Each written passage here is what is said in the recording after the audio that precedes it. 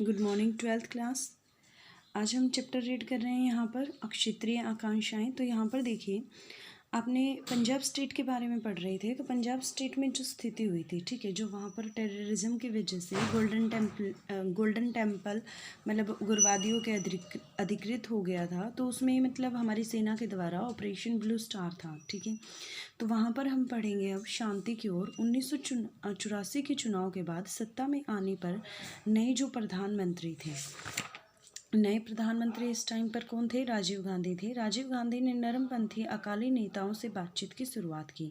अकाली दल के तत्कालीन अध्यक्ष जो थे वो हरचंदर सिंह लोंगोवाला थे। उन्होंने 1985 की जुलाई में एक समझौता हुआ था। देखिए, समझौता हुआ राजीव गांधी और जो हरचंदर सिंह लोंगोवाला थे उनके बीच में, और इसी वजह से इस समझौते को किस नाम से जाना जाता है? राजीव गांधी लोंगोवाला समझौता अथवा पंजाब समझौता कहा जाता है। समझौता पंजाब में अमन कायम करने की दिशा में एक महत्वपूर्ण कायम था, ठीक है, जो एक महत्वपूर्ण कदम था। यह कदम किस लिए उठाया गया था? यह समझौता किस लिए किया गया था? ताकि पंजाब में अमन कायम हो सके। इस बात पर सहमति हुई कि चंडीगढ़ जो है वह पंजाब को दे दिया जाए और पंजाब तथा हरियाणा के बीच सीमा वाद विवाद को सुलझाने के लिए एक आयोग की नियुक्ति की जाए। यहाँ पर एक आयोग की स्थापना की बात की गई जिससे हरियाणा और पंजाब की जो सीमा को लेकर वाद विवाद चल रहा है वह इसको सुलझाए तथा चंडीगढ़ जो है वह मतलब पंजाब को सौंप दिया जाए। समझौते में यह भी तय हुआ कि पंजाब हरियाणा राजस्थान के बीच जो रावी व्यास नदी के पानी के बंटवारे के बारे में भी फैसला लेने के लिए एक ट्रिब्यूनल, एक न्यायाधिकरण बैठाया जाएगा। समझौते के अंतर्गत सरकार पंजाब में उग्रवाद से प्रभावित लोगों को मुआवजा देने, उनके साथ बेहतर सलूक करने पर राजी हुई। साथ ही पंजाब में विशेष सुरक्षा बल अधिनियम को वापस लेने की बात पर भी सहमति हुई थी। देखिए, इस समझौते के अंदर क्या क्या चीज़ें इंक्लूडेड थी। फर्स्ट इसमें इंक्लूडेड थी कि जो चंडीगढ़ है वो पंजाब को दे दिया जाएगा। सेकंड इसमें क्या इंक्लूड है? सेकंड पॉइंट इसमें इंक्लूड है कि जो मतलब सीमा वाद विवाद है, ठीक है, किसका? पंजाब और हरियाणा का आपस में, उसे सुलझाया जाएगा। उसके लिए एक मतलब अलग से गठन किया जाएगा। फिर थर्ड इसमें जो मतलब एक ट्रिब्यूनल का गठन किया जाएगा जो पानी से संबंधित वो जो वाद विवाद है हरियाणा, पंजाब और राजस्थान के बीच में, उसे उस ट्रिब्यूनल के द्वारा सुलझाया जाएगा। 3 पॉइंट हो गए। एंड फोर्थ पॉइंट इसमें क्या कहता है कि जो लोग इस चीज़ से प्रभावित हुए हैं उन्हें मुआवजा दिया जाएगा, उनके साथ बेहतर सलूक किया जाएगा और यहाँ से जो विशेष सुरक्षा बल हैं उन्हें वापस ले लिया जाएगा। बहरहाल पंजाब में ना तो अमन आसानी से कायम हुआ है, ना ही समझौते के तत्काल बाद। यहाँ पर देखिए, इस समझौता मतलब जो हो गया था तो अमन इतनी जल्दी इतनी आसानी से यहाँ पर कायम नहीं हुआ था। हिंसा का चक्कर लगभग 1 दशक तक चलता रहा।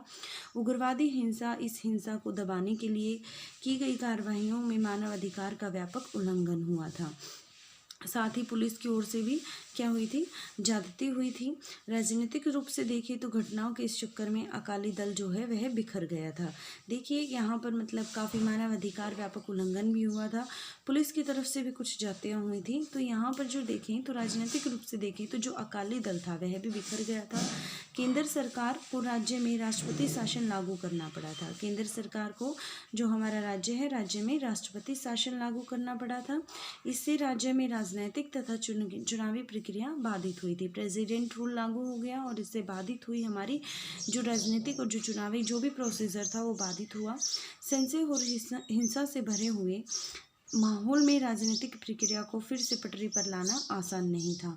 1992 में पंजाब में चुनाव हुए तो महत्व 24% मतदाता वोट डालने के लिए आए। उग्रवाद को सुरक्षा बलों ने आखिरकार दबा दिया। उग्रवाद को मतलब सुरक्षा बलों ने क्या किया था? आखिरकार दबा दिया था। लेकिन पंजाब के लोगों ने, चाहे वे सिख हों या हिंदू हों, इस क्रम में अनगिनत दुख उठाए थे। देखिए, बेशक से उग्रवाद को मतलब जो हमारे आर्म्ड फोर्स थी उन्होंने दबा दिया था, लेकिन इस स्थिति के अंदर चाहे वो ही सिख हो या हिंदू हो, सभी ने अनगिनत दुख उठाए थे। 1990 के दशक के मध्यवर्ती में पंजाब में शांति जो थी वह बहाल हुई, दोबारा से आई। 1997 में अकाली दल और भाजपा के गठबंधन को बड़ी विजय मिली थी, ठीक है। गठबंधन किसका था? अकाली दल, ठीक है। और इसके लीडर कौन थे? बादल थे। और भाजपा का जो गठबंधन था विजय मिली। उग्रवाद के खात्मे के दौर में यह पंजाब का जो था पहला चुनाव था। राज्य में एक बार फिर आर्थिक विकास और सामाजिक परिवर्तन के सवाल प्रमुख हो उठे। हालांकि धार्मिक पहचान यहाँ की जनता के लिए लगातार प्रमुख बनी हुई है, लेकिन राजनीति अब धर्मनिरपेक्षता की राह पर चल पड़ रही थी। पूर्वोत्तर का देख लेते हैं। जो हमारे ईस्टर्न स्टेट्स हैं, 7 सिस्टर्स जिन्हें बोला जाता है, वहाँ की स्थिति हम एक बार यहाँ पर देख लेते हैं। पूर्वोत्तर और क्षेत्र की बात करते हैं तो यहाँ पर देखिए 7 सिस्टर्स स्टेट आपको पता है, ठीक है। तो पूर्वोत्तर में जो अक्षेत्रीय आकांक्षाएं हैं 1980 के दशक में एक निर्णायक मोड़ पर आ गई थी। अक्षेत्र में 7 राज्य हैं जिन्हें 7 बहनें कहा जाता है। इस क्षेत्र में कुल 4% आबादी निवास करती हैं। ओनली जो पॉपुलेशन है यहाँ पर कितनी है? 4% है। लेकिन भारत के कुल क्षेत्र में पूर्वोत्तर के हिस्से को देखते हुए यह आबादी जो है वह दोगुनी कही जाती है। जितना यहाँ का क्षेत्रफल है उसके अकॉर्डिंग यहाँ की जो पॉपुलेशन है वो डबल है। 22 किलोमीटर लंबी एक पतली सी राहदारी इस इलाके को शेष भारत से जोड़ती है। अन्यथा जो इस क्षेत्र से सीमाएं लगती हैं वह चीन की, म्यांमार और बांग्लादेश से लगती हैं। और यह इलाका भारत के लिए इस तरह से दक्षिण पूर्व एशिया का प्रवेश द्वार है। इस इलाके में 1947 के बाद अनेक बदलाव आए हैं। क्या क्या बदलाव आए हैं वो यहाँ पर हम देख लेते हैं। त्रिपुरा, मणिपुर और मेघालय का खासी पहाड़ी क्षेत्र पहले अलग अलग रियासत थे। जो त्रिपुरा है, मणिपुर है, मेघालय है और खासी पहाड़ी का जो क्षेत्र है वह पहले अलग अलग रियासत था। आज़ादी के बाद भारत संघ में इनका विलय हुआ था। आज़ादी के बाद ये भारत संघ में विलय हो गए थे। पूर्वोत्तर के पूरे इलाके पर बड़े व्यापक स्तर पर राजनीतिक पुनर्गठन हुआ था। नागालैंड को 1963 में राज्य बनाया था। नागालैंड को राज्य का दर्जा कब मिला था? 1963 में मिला था। मणिपुर, त्रिपुरा, मेघालय 1972 में राज्य बने, जबकि मिजोरम और अरुणाचल कब बने थे? 1987 में बने थे। ये आपको याद रखना है।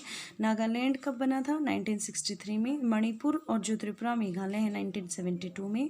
और मिजोरम, अरुणाचल प्रदेश 1987 में। 1947 के बाद भारत विभाजन से पूर्वोत्तर के इलाके भारत के शेष भागों में एकदम अलग थलग पड़े रह गए। इसका अर्थव्यवस्था पर इससे दुष्प्रभाव पड़ा। देखिए जो स्थिति थी यहाँ पर क्या थी, ये जो राज्य थे ये बिल्कुल अलग थलग थे। इससे मतलब अर्थव्यवस्था पर इसका दुष्प्रभाव पड़ा था। भारत के शेष भागों में अलग थलग पड़े जाने के कारण इस इलाके में विकास पर ध्यान नहीं दिया गया था। यह बिल्कुल ही अलग थलग था, इसलिए यहाँ पर विकास पर ध्यान नहीं दिया गया था। यहाँ की राजनीति भी अपने ही दायरे में सीमित रही। यहाँ की जो राजनीति है वह अपने दायरे में सीमित रही थी। इसके साथ साथ देखिए जो ये राज्य थे ये अलग थलग पड़े रह गए थे। इसकी वजह से यहाँ पर विकास पर ध्यान नहीं दिया था। यहाँ की राजनीति भी अपने ही दायरे में सीमित रही थी। इसके साथ साथ पड़ोसी राज्यों और देशों में आने वाले शरणार्थियों के कारण इलाके की जनसंख्या की संरचना में बड़ा बदलाव आया था। पूर्वोत्तर का अलग थलग पड़ा जाना इस इलाके को जटिल सामाजिक जो संरचना थी और देश के अन्य हिस्सों के मुकाबले इस इलाके का आर्थिक रूप से पिछड़ा होना जैसे कई बातों ने एक साथ मिलकर एक जटिल स्थिति पैदा कर दी थी। देखिए यहाँ की जो स्थिति वर्स्ट हुई थी, खराब हुई थी, उसका सबसे बड़ा रीज़न क्या था? एक तो ये राज्य जो थे वे अलग थलग पड़े हुए थे, बिल्कुल ही अलग थे। 22 किलोमीटर एक नैरो रास्ता है, मतलब जिसके द्वारा ये भारत से जुड़े हुए हैं, ठीक है। दूसरी बात, यहाँ की जो सामाजिक संरचना है वह काफ़ी जटिल है। तीसरी बात, ये जो राज्य हैं यदि अन्य राज्यों के कंपैरिजन में देखें हम तो आर्थिक रूप से पहले से ही पिछड़े हुए थे। ये जो सारी स्थितियां थीं, इन तीनों स्थितियों ने मिलकर एक जटिल समस्या उत्पन्न कर दी थी। ऐसे में पूर्वोत्तर राज्यों में बड़ी बेहतर तीब की किस्म की मांगें उठी। इस इलाके में भारत की अंतर्राष्ट्रीय सीमा रेखा काफ़ी बड़ी थी। यदि इस इलाके में हम देखें तो दूसरे देशों के साथ हमारी जो सीमा है वह काफ़ी बड़ी लगती है। तो अंतर्राष्ट्रीय सीमा रेखा जो थी वह लंबी थी यहाँ पर, लेकिन पूर्वोत्तर और भारत के शेष भागों के बीच संचार व्यवस्था बड़ी लचर थी। इसमें भी पूर्वोत्तर की राजनीति का स्वभाव ज़्यादा संवेदनशील रहा है। पूर्वोत्तर के राज्यों में राजनीति पर 3 मुद्दे हावी हुए। पहला क्या था? स्वायत्ता की मांग की गई। इसमें सबसे पहले ऑटोनॉमी की मांग की गई, स्वायत्ता की मांग की गई। अलगाव के आंदोलन और भारी लोगों का विरोध हुआ। इसमें पहले मुद्दे यानी स्वायत्ता की मांग पर 1970 के दशक में कुछ शुरुआती पहल की गई। इसमें शेष 2 मुद्दे जो थे वो 1900 दशक के नाटकीय मोड़ लाए थे, ठीक है। जो शेष मुद्दे थे वो कब आए? 1980 की दशक में आए। अब देखिए स्वायत्ता की मांग कहाँ पर थी। आज़ादी के वक्त मणिपुर और त्रिपुरा को छोड़ दी तो यह पूरा इलाका जो था वह असम कहलाता था। देखिए जो आज 7 सिस्टर्स जिनके हम जानते हैं, अलग अलग स्टेट्स जानते हैं, ठीक है, नागालैंड है, मणिपुर, मिज़ोरम, मेघालय, ठीक है, त्रिपुरा है, ये सारे जो स्टेट्स हैं, जो हमारे ईस्टर्न स्टेट्स हैं, इनको मतलब 7 सिस्टर्स से आज के टाइम पे जाना जाता है, ठीक है। लेकिन जब स्टार्टिंग की बात करें तो जो हम मणिपुर और त्रिपुरा को छोड़ दें तो ये पूरा एरिया जो है वह असम कहलाता था। गैर असमी लोगों को जब लगा कि असम की सरकार उन पर असमी भाषा थोप रही है, जैसे मैंने आपको पीछे बताया था, तमिलनाडु में तमिल लैंग्वेज बोलने वाले डोमिनेंट हैं और वहाँ पर उन पर हिंदी भाषा थोपी जा रही थी, इसलिए उन्होंने अपने लिए एक अलग राज्य की गठन, ऑटोनॉमी, स्वायत्तता की मांग की थी। और यहाँ पर भी यही सिचुएशन थी, जब उन पर जो गैर असमी थी, जब उन पर असमी भाषा थोपी जा रही थी तो उन्होंने स्वायत्तता की मांग उठा दी थी। पूरे राज्य में असमी भाषा को लादने के खिलाफ विरोध प्रदर्शन और दंगे हुए।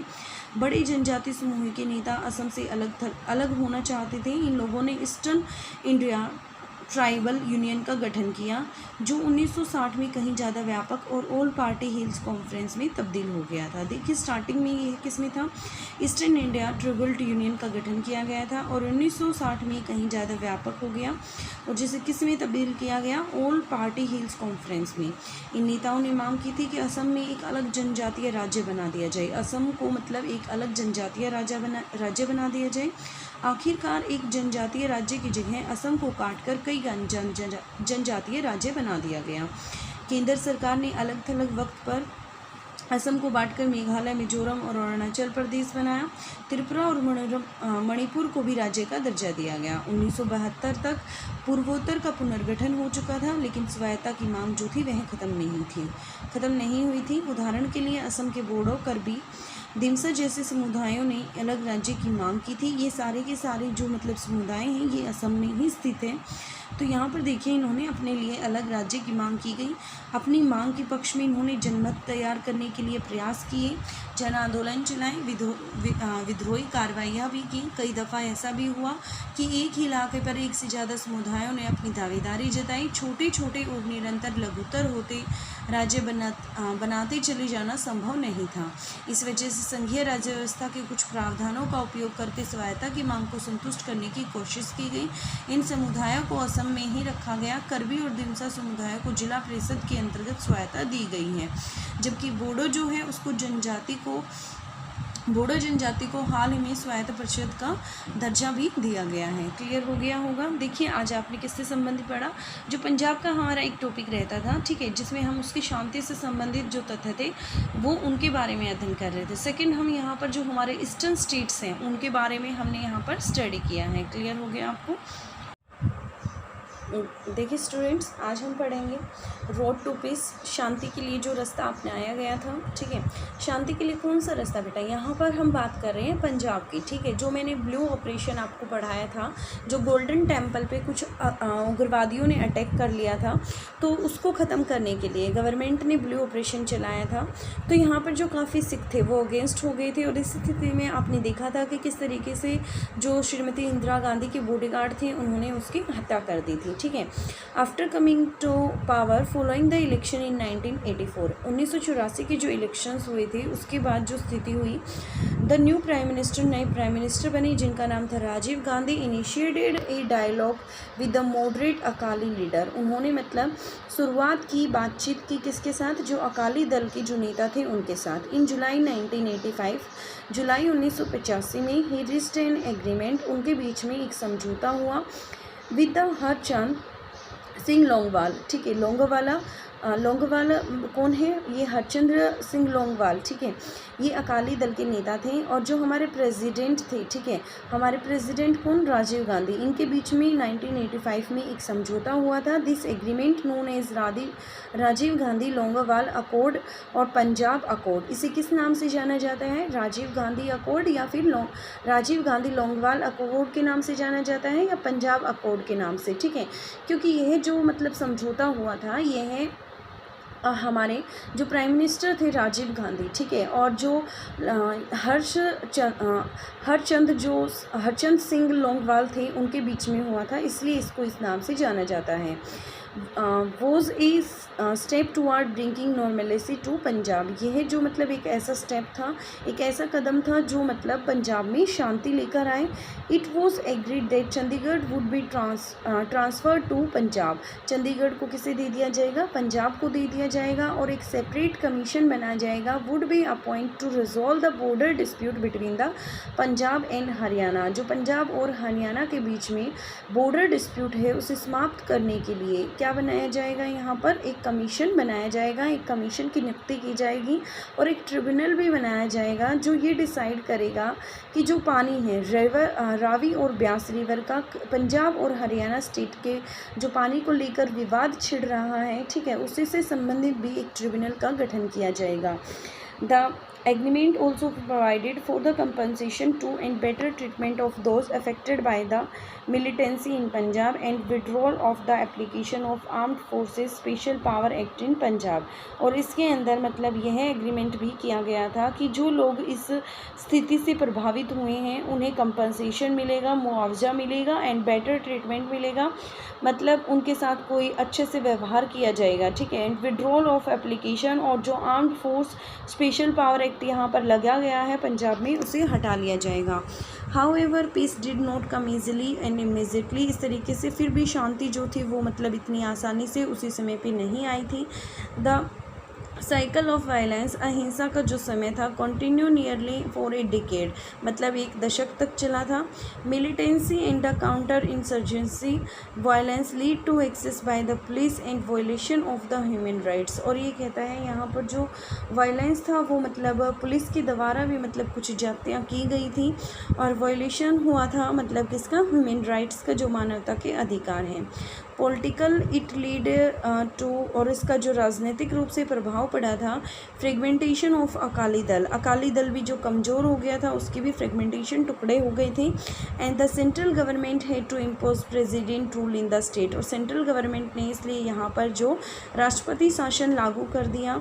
And the normal electoral and political process was suspended, और यहाँ पर मतलब जो नॉर्मल इलेक्ट्रोल, ठीक है, जो चुनावी प्रक्रिया थी और जो राजनीतिक प्रक्रिया थी वो यहाँ से सस्पेंड कर दी गई। It was not easy to restore the political process, और दोबारा से यहाँ पर मतलब आसानी से राजनीतिक प्रक्रिया को नहीं लाया जा सकता था ऐसे अहिंसा के माहौल में। When the election were held in Punjab in 1992, और इस तरीके से जब इलेक्शंस हुए, कब? पंजाब में 1992 में, only 24% of electoral turn out to vote, सिर्फ 24% ही लोग ऐसे थे जिन्होंने वोट डाली थी।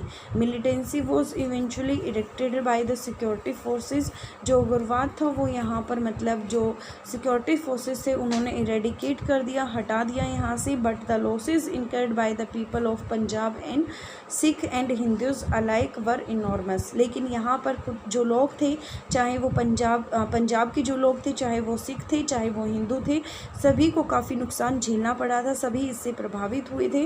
Piece return to Punjab by the middle of 19, और ये कहता है जो शांति है मतलब वो कब आई यहाँ पर? 1990 के मध्य में। And the alliance of Akali Dal, Akali Dal को लीड कौन कर रहे थे? बादल कर रहे थे। तो यहाँ पर जो गठबंधन हुआ वह किसका हुआ? बीजेपी का हुआ और अकाली दल का हुआ। इन 1997 1997 की बात करें, इन द फर्स्ट इलेक्शन, यहाँ पर जो पहला इलेक्शन हुआ था इन the state in the post-militancy era, the state is once again preoccupied with the question of economic development। जो स्टेट था दोबारा से यहाँ पर मतलब आर्थिक विकास का क्वेश्चन आ गया था, सामाजिक बदलाव का आ गया था। तो religious identity continue to be important for people. Politics has gradually moved back along the secular line, और जो पॉलिटिक्स थी वो किस तरफ बढ़ गई थी? सेकुलर लाइन, धर्मनिरपेक्ष की तरफ बढ़ गई थी।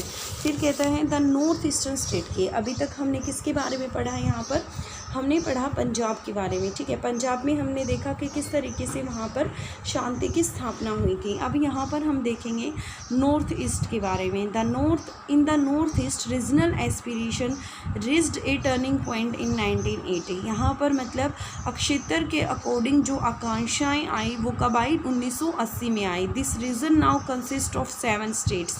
इस रीजन में पूरे कितने थे? 7 स्टेट्स थे। ऑल्सो रेफर टू 7 सिस्टर्स, उन्हें 7 सिस्टर नाम से भी जाना जाता है। The region has only 4% of country population. यहाँ पर जो कंट्री की पॉपुलेशन है वो कितनी है, 4% है। About twice as much as year of its area, और जो एरिया है उससे यह दुगनी है। A small corridor about 22 kilometre connect the region to the rest of the country. ये कहता है एक 22 किलोमीटर का एरिया जो है वो मतलब इस पूरे जो ये रीजन है इसको पूरे कंट्री से जोड़ता है। अदरवाइज़ द रीजन जो है, इसके अलावा जो मतलब इसकी जो रीजन की बाउंड्रीज़ हैं वो शेयर होती हैं चाइना, म्यांमार इन बांग्लादेश से। सर्व्स एज इन, और जो ये मतलब हमारे ईस्टर्न स्टेट्स हैं ये गेटवे हैं, एक रास्ता है किसका, साउथ ईस्ट एशिया का। The region has witnessed a lot of change in 1947, और जो ये अक्षेत्र है इसमें काफ़ी बदलाव आए 1947 के बाद। जो त्रिपुरा है, मणिपुर है, खासी हिल्स हैं of Meghalaya were arrest while princely state, ये स्टार्टिंग में क्या थे, प्रिंसली स्टेट थे, विच मर्ज्ड विद इंडिया, जो इंडिया में मिला लिए गए आफ्टर इंडिपेंडेंस, स्वतंत्रता के बाद। The entire region of the north east, जो नॉर्थ ईस्ट का पूरा जो रीजन है has undergone considerable political reorganisation. Nagaland जो स्टेट है वो 1963 में क्रिएट किया। इसके अलावा 1972 में देख लेते हैं मणिपुर, त्रिपुरा, मेघालय एंड 1972, और मिज़ोरम और Arunachal Pradesh become a separate state in 1987। इनको राज्य का दर्जा कब मिला था, 1987 में मिला था। ये तीन चीज़ें आपको यहाँ याद रखनी है। 1972 में कौन था, 1963 में नागालैंड था, 1987 में जो अलग से 2 स्टेट बनी थी कौन कौन से थे, मिज़ोरम एंड अरुणाचल प्रदेश थे। The partition of India in 1947 had reduced the north east to landlock region and affected its economy, और ये कहता है जो पार्टीशन हुआ था 1947 में, had reduce the north east to landlock region and affected, ये जो बिल्कुल ही मतलब अलग से जो अक्षेत्र था इस वजह से मतलब अफेक्टेड इट्स इकनॉमी, इसकी जो आर्थिक व्यवस्था थी वह प्रभावित हुई। Cut off from the rest of India, ये कट ऑफ था, बिल्कुल ही अलग था इंडिया से। And the region suffered neglect in development terms, और इसी वजह से ये जो अक्षेत्र था यह विकास से संबंधित जो भी चीज़ें थी उसमें इसको नेग्लेक्ट किया गया। It politics to remain insulated at the same time most state in this region underwent major demographic change due to influx of migrating from the neighboring state in the countries, और इस time पे मतलब जो state से इनमें कुछ जनसंख्या से संबंधित भी बदलाव आए। किस वजह से, क्योंकि यहाँ पर प्रवासी काफ़ी आए थे कंट्रीज से भी और अन्य स्टेट से भी। The isolation of the region its complex social structure, जो ये आइसोलेशन इसका हुआ था उसका रीज़न क्या था, यहाँ का जो स्ट्रक्चर है, सोशल स्ट्रक्चर है, वह काफ़ी जटिल है। इट्स बैकवर्डनेस, और ये मतलब काफ़ी पिछड़ा हुआ है कंपेयर टू अदर स्टेट्स, यदि इनका कंपैरिजन दूसरे स्टेट्स से करें। Of the country have all resulted in the complicated set of demand from different state of the north east. The worst international border है इसका, जो अंतर्राष्ट्रीय सीमा है वह भी इसकी काफ़ी ज़्यादा है, और वीक कम्युनिकेशन है। North east state and rest of India have further added to delicate nature of the politics there. 3 issues dominate the politics of north east, यहाँ पर 3 इश्यूज़ थे नॉर्थ ईस्ट की पॉलिटिक्स में। डिमांड फॉर ऑटोनॉमी, वो autonomy की demand कर रहे थे, मूवमेंट्स कर रहे थे सक्सेशन के लिए, एंड अपोजिशन कर रहे थे जो बाहर से आने लग रहे थे उनका। मेजर इनिशिएटिव्स जो थे वो फर्स्ट इशू 1970 में हुए, and the stage for the dramatic development on the second जो थर्ड हुआ था वो 1980 के बाद ज़्यादा चेंजेज आए। डिमांड्स फॉर ऑटोनॉमी, स्वायत्तता की मांग किस तरीके से की गई हैं। एट इंडिपेंडेंस, स्वतंत्रता की बात करें तो जो ये पूरा रीजन जिसे आप 7 सिस्टर्स से जानते हैं, यह है मणिपुर, त्रिपुरा और comprise the state of Assam, और बाकी का सारा किस में इन्वॉल्व था, असम में इन्वॉल्व था। Demand for political autonomy arose when the non Assamese felt that the Assam government was imposing Assamese language on them. ये जो मूवमेंट था, ये सिचुएशन थी ऑटोनॉमी की, ये कब क्रिएट हुई थी, जो नॉन असमीज थे, जो गैर असमी थे, ठीक है, जो असमी नहीं थे उनके ऊपर जब उनको ये गैर असमी जो फील कर रहे थे कि मतलब तुम्हारे ऊपर असमी भाषा जो है वह ज़बरदस्ती थोपी जा रही है, ठीक है। देयर वर अपोजिशन, यहाँ पर जो विद्रोह हुआ था, अपोजिशन हुआ था, and protest rights through out the state, और प्रोटेस्ट जो था वो कंप्लीट पूरे स्टेट में हुआ। लीडर्स थे जो ट्राइबल कम्युनिटीज़ की, wanted a separate from Assam, वो असम से बिल्कुल ही मतलब एक असम अलग चाहते थे जहाँ पे असमी लैंग्वेज वाले हों, ठीक है। And they form the eastern India tribal union, और उन्होंने इस तरीके से ईस्टर्न इंडिया ट्राइबल यूनियन की स्थापना की, विच लेटर ट्रांसफोर्ड, और जो बाद में बदल गई किसमें, मोर कम्प्रेंसिव, किसमें बदली थी, all party hill leader conference इन 1960। They demanded a tribal state to carved out of Assam, उन्होंने डिमांड की कि मतलब एक ट्राइबल स्टेट अलग से बनाया जाए जिसका नाम क्या हो, असम हो। Final instead of one tribal state, finally आखिरकार मतलब यह एक स्टेट बनने की बजाय इसमें बहुत सारे मतलब एक ट्राइबल स्टेट बनने की बजाय इसमें बहुत सारी जो ट्राइब्स थी उनको इंक्लूड कर दिया गया at the different point of the central government, और जो सेंट्रल गवर्नमेंट थी उसने Meghalaya, Mizoram, Arunachal Pradesh out of the Assam, और असम में से मेघालय, मिज़ोरम और अरुणाचल प्रदेश को अलग बनाया। त्रिपुरा और मणिपुर थे वर अपग्रेडेड इनटू स्टेट्स टू, और त्रिपुरा और मणिपुर को भी स्टेट्स का दर्जा दिया गया। The reorganisation of the north east was completed by 1972, दोबारा से इनका पुनर्गठन कब किया गया, 1972 में किया गया। But this was not the end of autonomy demand in this region, but इस तरीके से यहाँ पर जो ऑटोनॉमी की डिमांड ये कर रहे थे वह समाप्त नहीं हुई। इन असम, यदि असम की बात करें, for example communities like the Bodos, Karbis and Dimasas wanted a separate state, यहाँ पर देखिए 3 जनजातियाँ हैं, तीनों ही अपने लिए अलग अलग राज्यों की डिमांड कर रही हैं। They worked for this time by mobilising public opinion and popular movement as well as through the insurgency. Often the same area was claimed by more than one community, और ज़्यादातर ऐसे भी हुआ है कि एक ही एरिया को एक से ज़्यादा कम्युनिटीज़ ने दावा किया है कि यह हमारे अंडर है। इट वॉज नॉट पॉसिबल, यह पॉसिबल नहीं है to go on making smaller and yet smaller state, की इतने छोटे और इससे भी छोटे मतलब स्टेट्स की निर्माण किया जाए। Therefore some other provision of our federal setup were use to satisfy their autonomy demand, इसलिए हमने कुछ जो हमारे फेडरल जो हमारा सिस्टम है उसमें से हमने कुछ प्रोविजंस उठाए जो ऑटोनॉमी के लिए उठाए ताकि यहाँ की जो लोगों की ऑटोनॉमी की डिमांड है उसे सेटिस्फाई किया जाए। वाइल रिमेनिंग इन असम, जो असम में हैं मतलब जैसे कि जो कार्बीज हैं एंड दिमासेस हैं, हैव बीन ग्रांटेड ऑटोनॉमी, उन्हें ऑटोनॉमी प्रदान की गई अंडर डिस्ट्रिक्ट काउंसिल, जो जिला स्तर पर उन्हें अलग से ऑटोनॉमी दी गई। वाइल जो बोडोज़ की बात करें वह रिसेंटली ग्रांटेड, और उन्हें मतलब रिसेंटली ही ऑटोनॉमी मिली है बाय द ऑटोनॉमियस काउंसिल, ठीक है। क्लियर हो गया आपको यहाँ पर।